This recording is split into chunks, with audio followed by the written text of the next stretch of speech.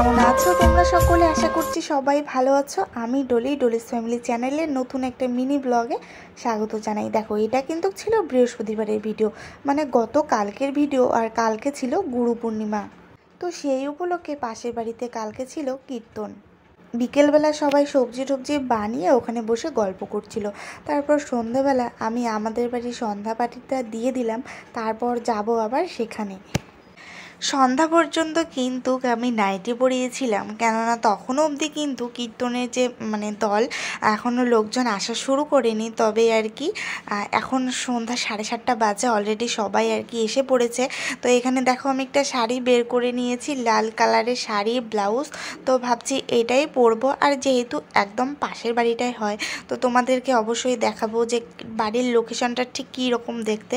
তো যাই হোক, দেখো ফটাফট কিন্তু আমি রেডি হয়ে গেলাম, আর কেমন লাগছে আমাকে অবশ্যই কমেন্ট করে জানিও। আর কি আর বলবো, বাড়িরই পরা একটা সুতি শাড়ি পরে নিলাম।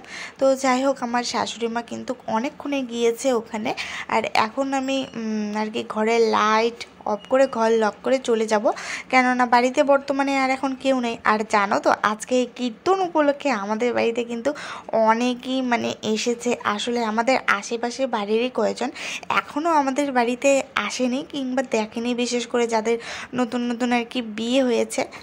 তো সবাই কীর্তন উপলক্ষে কিন্তু আজকে আমাদের বাড়িতে আর কি ঘুরতে এসেছিল।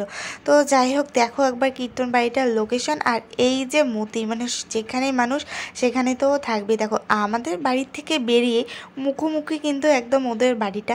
তো এই দিকে হরিবাসের, এই দিকে আমাদের বাড়ি, আর এদের বাড়ির উঠোনে হচ্ছে রান্নাবাড়ি।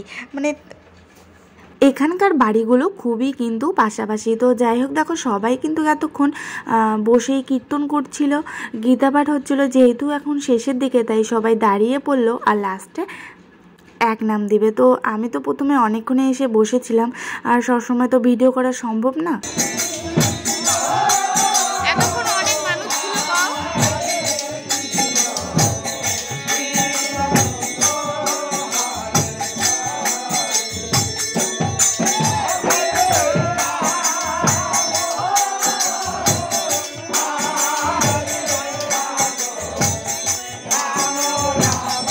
কীর্তন শেষে সবার শেষে একটুখানি ভিডিও করে নিয়েছিলাম। তো যাই হোক, দেখো রাত বাজে এখন 11টা, আর কীর্তন পর্ব শেষ, আর এখন সবাই প্রসাদ নেবার জন্য কিন্তু বসে পড়েছে। আর এই হরিবাসরের প্রসাদ কিন্তু মাটিতে বসেই খাওয়া লাগে। দেখো আগিনায় কিন্তু সবাইকে গোল করে প্রসাদ খেতে দিয়েছে। তারপর কিন্তু কীর্তনের দলে খাওয়া শেষ হয়ে গেলে আমরা সবাই বাড়ির আশেপাশে যে কয়েকজন আছি বসে পড়ি। এটা দেখো আমার একটা ভাস্তি, এদের বাড়িতেই কিন্তু কীর্তনটা হচ্ছে। আসলে লাইট একটু কম থাকায় ভিডিওটা এরকমই লাগছে, যেহেতু লাইটটা অনেক দূরে দূরে।